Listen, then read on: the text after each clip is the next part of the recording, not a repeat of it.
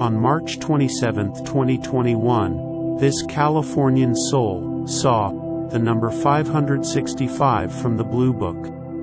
This message was originally given to Father Stefano Gabi in Cusco, Peru on February 22, 1996 on the feast of the chair of St. Peter the Apostle. The powers of hell will not prevail. Jesus has founded his church upon the solid rock of the Apostle Peter. To Peter, Jesus has given the task of being the foundation of the church and of safeguarding all its truth. For Peter, Jesus has prayed that his faith might remain intact throughout the whole course of human history. To Peter, he has given the sure guarantee of his victory. The powers of hell will not prevail. The powers of hell will not prevail. The task entrusted to Peter is handed down to his successors. Thus the Pope becomes today the foundation upon which the Church is built, the center where there converge her charity and assurance to ever maintain intact the deposit of faith.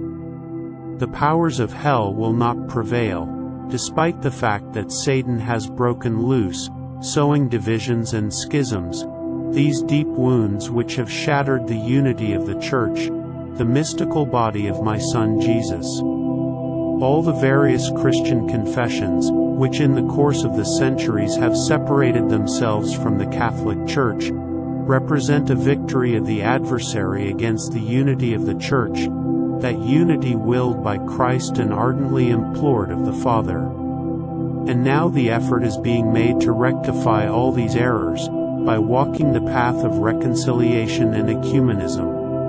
However, the coming together of all the Christian confessions in the Catholic Church will take.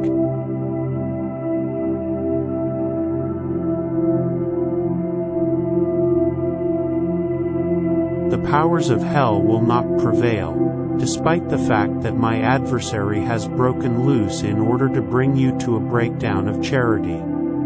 For this, he launches a strong attack on the Pope, who presides over all the charity of the Church.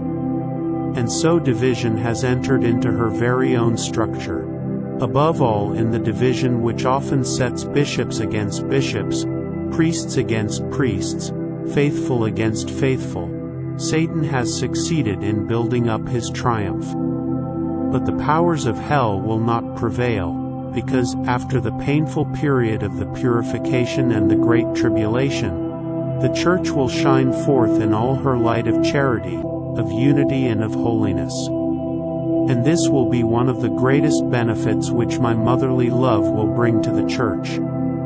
The powers of hell will not prevail, even if now they have reached the point of contesting the Pope, of opposing him openly and of rejecting his magisterium. Thus, errors are being spread about which draw many away from the true faith, and sects are being propagated which draw to themselves many children of the Church.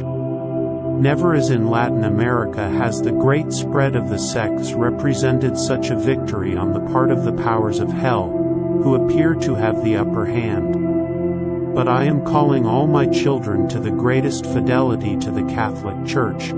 I am instilling in them a love for the Church, zeal for her unity, passion for her holiness, and strength for her work of evangelization. And thus, through those who are consecrating themselves to my Immaculate Heart, I am bringing to nothing all the effort which Satan is exerting, in his attempt to draw many of my children away from the one and only Church instituted by my Son Jesus. And by means of my extraordinary and motherly intervention, once again, the powers of hell will not prevail. The power of Christ will be revealed, when he brings his reign of glory into the Church, and then all the powers of hell will be imprisoned, so that they will no longer be able to do any more harm in the world. Then the Holy Church of God will be able to pour out upon all the nations of the earth the greatest splendor of its truth and its holiness.